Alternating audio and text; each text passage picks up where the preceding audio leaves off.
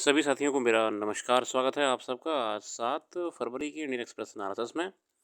तो आइए शुरू करते हैं आज का एक्सप्रेस एनालिसिस बिना किसी देरी के। पहले पेज पे खबर वर्तमान में चल रहे अमेरिका के साथ भारत के बीच में थोड़ा-सा तनाव जो है, जो भारतीय अनडॉक्यूमेंटेड नागरिक भेजे गए हैं, उनको लेकर है। संसद में बहुत ही लंबी बहस चली इस चीज़ को लेकर कि सामान्य मानवाधिकारों के साथ बाइज्जत भेजना चाहिए था। चलिए, अमेरिका ने नहीं भेजा अगर, तो भारत को जैसे ही इत्तला करा गया था हाई कमीशन को यूएसए में, उन्हें अपने आप से एक जहाज़ का इंतज़ाम करवाना चाहिए था कि साहब हम जहाज़ भेज रहे हैं, आप इस जहाज़ में बिठा के भेज देना। भारत सरकार ने वो भी नहीं कराया। और सवाल इसके बाद दूसरा क्या उठाया गया कि चलिए भारत में तो भेजा गया, मगर भारत में जब वो लोग अमृतसर में उतरे हैं, तो उनको कैदी वैन में क्यों भेजा गया? प्रिज़न वैन में क्यों भेजा है? नॉर्मल बस भेजते, है ना? और तीसरा कि क्या ये ह्यूमन राइट्स वायलेशन नहीं है? कोई अपराधी थोड़ी हैं। मतलब ठीक है, हाँ, ये criminal, sorry for that, criminal तो होंगे ही क्योंकि अनडॉक्यूमेंटेड है, वहाँ पे ओवरस्टे करे हैं, लीगली आए, एंटर करे हैं, बट फिर भी थोड़ी-सी देश की रेपुटेशन वगैरह भी होती है। तो ये मुद्दे संसद में उठे। हालाँकि ईएएम जयशंकर साहब ने ये कहा कि ये इंटरनेशनल माइग्रेशन लॉज़ के अंतर्गत करा गया है, जो नियम होते हैं। फिलहाल इसको लेके संसद में गर्मा-गर्मी चल रही है। आगे बढ़ते हैं आज के एडिटोरियल्स की तरफ और देखते हैं क्या-क्या बात करी गई है और देश के मुद्दों को लेकर एडिटोरियल्स में। लाइन्स इन द हाउस, हम इस पे नहीं जाएँगे। सी opportunities in its recognition of the fact that excellence cannot be confined to classroom alone, the Sports Excellence Admission scheme by IIT Madras marks a transformative step launched in July-August 24 with an investment of around rupees 25 crores and operation only in Madras campus. 34 supernumerary seats are reserved for athletes who have won at least one medal in a national or international event. IIT Madras ने एक नया अच्छा initiative शुरू करा है sports को motivation देने के लिए।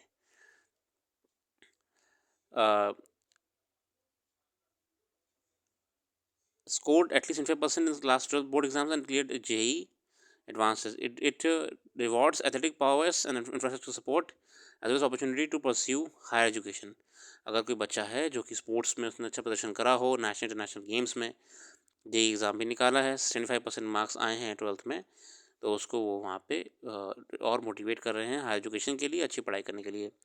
In India there has traditionally been a disconnect between academic dreams and athletic ambitions. हो क्या रहा है कि जनरली बच्चों में टैलेंट बहुत है, they want to go for the sports, but क्या होता है कि एजुकेशन के दबाव में नहीं जा पाते हैं। क्यों? क्योंकि अगर स्पोर्ट्स करेंगे तो पढ़ाई कब करेंगे। इसलिए अब इसको बूस्ट करने के लिए आईआईटी मद्रास ने स्पोर्ट्स एक्सेलेंस एडमिशन एक नया प्रोग्राम शुरू करा है, जिसमें अगर कोई स्पोर्ट्स में भी बच्चा अच्छा परफॉर्मेंस दे चुका है, तो उसे आईआईटी मद्रास में लेने के लिए और नए रास्ते खोल दिए गए हैं। This can create more diverse and rounded education environment where success is not solely defined by ability to excel in a single domain or by a broader range of skills. और ये अच्छी बात है ना, हम सिर्फ क्यों करेंगे, पढ़ाई करने वालों को ही आगे बढ़ाया जाए। बच्चे जो और डाइवर्स हैं, स्पोर्ट्स में अच्छे हैं, पढ़ाई में थोड़े बहुत ठीक हैं, उनको भी मौका मिलना चाहिए। स्पोर्ट्स में तभी तो और अच्छे लोग मिलेंगे। आप सोचेंगे सर ऐसा कैसे कह सकते हैं कि जो बच्चे अ, पढ़ाई में ही अच्छे हैं वो स्पोर्ट्स में क्यों हम ये कर रहे हैं? देखिए, फॉरेन यूनिवर्सिटीज़ हैं, यूएस वगैरह हैं, फॉरेन नेशंस हैं, यूरोप वगैरह हैं, वो मोटिवेट करते हैं बच्चों को स्पोर्ट्स में जाने के लिए। आप देखेंगे ओलंपिक्स वगैरह में टीम जाती हैं तो उसमें कितनी फ़ोटोज़ आ रही थी, ये ओलंपिक्स में गोल्ड मेडल जीता और तमाम मेडल वगैरह जीते, मगर जब ओलंपिक्स ख़त्म हो गया तो खिलाड़ी वापस अपने स्कूल या कॉलेज में चले गए, अपनी पढ़ाई कर रहे हैं। We have to actually create a citizen, a learned human being who has multi-dimensional knowledge as well as experience in life। और वैसे भी हेल्दी सोसाइटी के लिए तो और अच्छी बात है स्पोर्ट्स मोटिवेट करना। Creating a culture, inclusivity and support will allow for better integration of diverse communities into these institutions and help dismantle stereotypes of homogeneous masculine STEM ecosystem. और जो हमारे यहाँ STEM बन गया इकोसिस्टम, एक साइंस, मैथ्स, साइंस, टेक्नोलॉजी, इसके अलावा भी एक broader. However, it's essential that these measures are complemented with other reforms, including mentorship, financial assistance for the marginalized, and counseling services. A diverse IIT campus will encourage creativity, collaboration, and critical thinking. Very good initiative by IIT. और आगे देखते हैं यहाँ पे migration को लेकर article है. कुछ जरूरत नहीं, आप इन्हें 12 मत पढ़िएगा, वरना आपको वही सेम कंटेंट हर आर्टिकल में देखने को मिलेगा. अगला आर्टिकल है how the climate crisis is intensifying marine heat waves. Marine heat waves का यहाँ पे जिक्र होता है. The marine heat waves link to the death of more than 30,000 fishes of western coast of Australia in January were made up to 100 times more probable due to climate change, a new analysis said. The Ministry of Home Affairs, marine heat waves began in September 2024 and are still ongoing in the region. Marine heat waves के बारे में हमने article भी लिखा था बहुत पहले. Marine heat waves basically बहुत ही बड़ा एग्जाम्पल है कि climate change is happening very fast and it's warming the oceans. What are MHWs? Marine heat waves occurs when the surface temperature of a particular region or sea rises 3 to 4 degree. देखिए मात्र 3 से 4 degree का अंतर हो जा रहा है, growth हो जा रही, तो इतना हमें देखने को मिल रहा है. आगे देखते हैं. 3 से 4 डिग्री सेल्सियस बढ़ जाने पे हमको देखने को मिल रहा है कि मेरीन हैबिटेट में अच्छा खासा नुकसान हो रहा है. Marine heat waves can last for weeks, months, or even years, according to U.S. government agency NOAA. In past few decades, MHWs have become longer lasting, more frequent and intense, according to 2020 study published in journal The Nature. ये report आई, इसमें बताया कि ये बहुत ही ज़्यादा intense हो रहे हैं, लंबी अवधि तक के लिए खिंच रहे हैं. रीज़न क्या है? As global temperature rise 1.3 degrees Celsius of the pre-industrial levels, 90% of an extra heat has been absorbed by the ocean. और बहुत ही भारी मात्रा में ओशन ने ही हीट एब्जॉर्ब करी है. That is why coastal Western Australia has witnessed a spike in marine heat waves. और जो वेस्टर्न ऑस्ट्रेलिया का कोस्ट है वो उसने भारी मात्रा में ये चेंजेस क्लियरली दिख रहे हैं. Situation will likely worsen across the world, और ये समस्या आने वाले समय में भी हमको बढ़ती देखने को मिलेगी.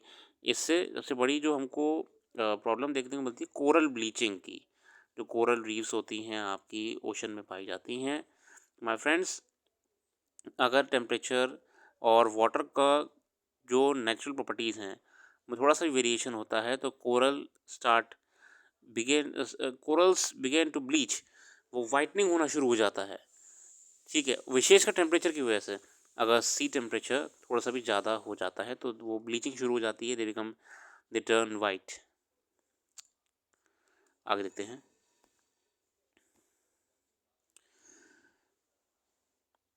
US decision on G20 message for ICJ diplomacy test for India. ये अभी चल रहा है यूएस में, चेंजिंग डायनामिक्स को लेकर है. US Sec State Marco Rubio said on Thursday that he would not attend the G20 Foreign Minister Summit in Johannesburg because South Africa is doing very bad things. अभी तो इस समय US पूरा international community को हिला के रखा हुआ है, डरा के रखा हुआ है. ICJ case against Israel. Rubio post on X can be understood in the context of South Africa's ongoing genocide case against Israel at the International Court for Justice, as international support for its case has increased so that the justice between South Africa. अब हो क्या रहा है देखिए, G20 foreign minister summit हो रही है Johannesburg south Africa में. ठीक है, कहाँ पे हो रही है? साउथ अफ्रीका में हो रही है.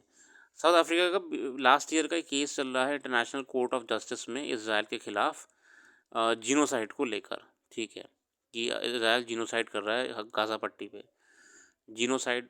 ठीक है, अब यूएस इसलिए नहीं जा रहा है वहाँ पे साउथ अफ्रीका में क्योंकि वो कह रहा है कि हम भैया ऐसे फालतू चीज़ों को सपोर्ट नहीं करना चाहते हैं साउथ अफ्रीका का, और इसराइल जो है वो यूएस का दोस्त है, तो कहीं ना कहीं इसराइल के सपोर्ट में वो अवॉइड कर रहा है या बहिष्कार कर रहा है G20 की फॉरेन मिनिस्टर समिट में जाने के लिए.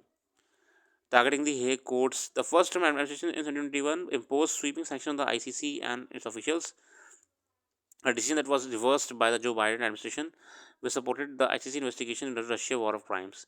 अब देखिए डोनाल्ड ट्रम्प साहब भी दिख ही रहा है हमको क्लियरली कि वो ओवरऑल सारी ग्लोबल एजेंसीज को चैलेंज कर रहे हैं. ठीक है, तो आईसीसी इंटरनेशनल क्रिमिनल कोर्ट जो हेग में है, आईसीजे जो हेग में है, उसकी अथॉरिटी को भी चैलेंज कर रहे हैं।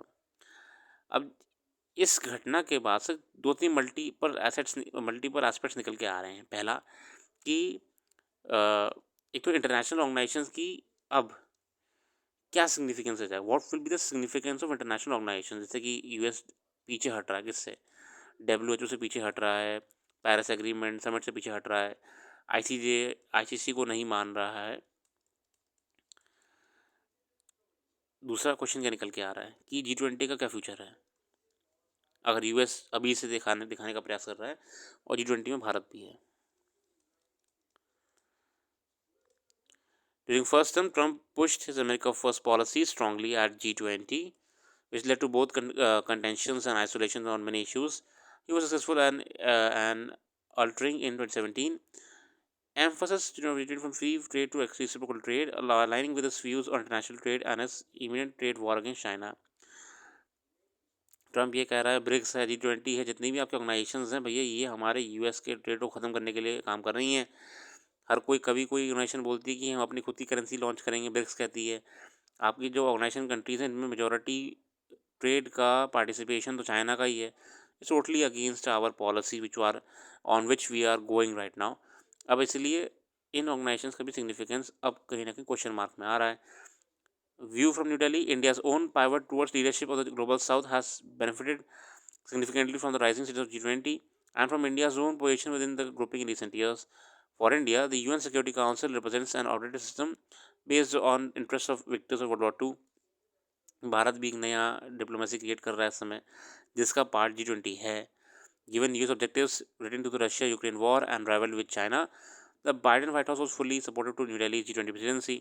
हालांकि जो बाइडन साहब थे उनका तो प्रेसिडेंसी सपोर्ट करता था चीज़ों को, ट्रम्प साहब नहीं कर रहे हैं. The policy priorities of Trump appear markedly different from the Biden administration. This is where the acrimony between US and South Africa could have unanticipated implication for G20. In the worst case scenario, the US either skipping G20 in South Africa or pulling out altogether, the grouping would be unquestionably weakened. अब अगर देखिए, या तो ये छोटी सी बस इस meeting में नहीं जाएंगे तो कोई दिक्कत नहीं है, मगर अगर यूएस ने ये दिखाई दिया कि मुझे G20 से, ब्रिक्स से, इन सब मीटिंगों से कोई मतलब नहीं है, इन सब संस्थानों से कोई मतलब नहीं है, ये तो डेफिनेटली है कि इनका सिग्निफिकेंस कहीं ना कहीं कम हो ही जाएगा. हालांकि अभी यहाँ पे सिर्फ G20 की फॉरेन मिनिस्टर समिट में ना जाने की बात करी गई है, और ये एक और चीज़ क्लियर करी गई है. देखिए, G20 की बहुत सारी मीटिंग्स होती रहती हैं, सस्टेनेबिलिटी मीटिंग, इन्वायरमेंट की मीटिंग, ये सब, तो उसमें कई लोग जाते भी, कुछ लोग नहीं भी जाते हैं, तो उसमें कोई नई बात नहीं है. कई बार ऐसा हो कि देश की तो कोई गया ही नहीं है. तो there are many issues in front of us. दिक्कत कहाँ है? ये दिक्कत है कि जब G20 को लेकर लंबी पॉलिसी में यूएस इग्नोर कर दे, तब हकीकत में G20 बहुत कमज़ोर हो जाएगा. For India there would be another concern. The normalization ambivalence towards global south could complicate India's global south related democracy diplomacy. India's bridging power remains silent when the US-led West perceives such a role favorably. अब भारत अपने आप को global south leader बनाने का प्रयास कर रहा है, दिखाने का प्रयास कर रहा है. थोड़ा सा इसका फ्यूचर ब्लीक हो जाएगा अगर डोनाल्ड ट्रम्प साहब ने अपनी इसी पॉलिसी को आगे फॉरवर्डेड रखा. फिलहाल इसी के साथ आज के लिए रखते हैं. अपना कीमती समय देने के लिए बहुत बहुत धन्यवाद. कल फिर आते हैं नई वीडियो के साथ. Thank you. Thanks for watching.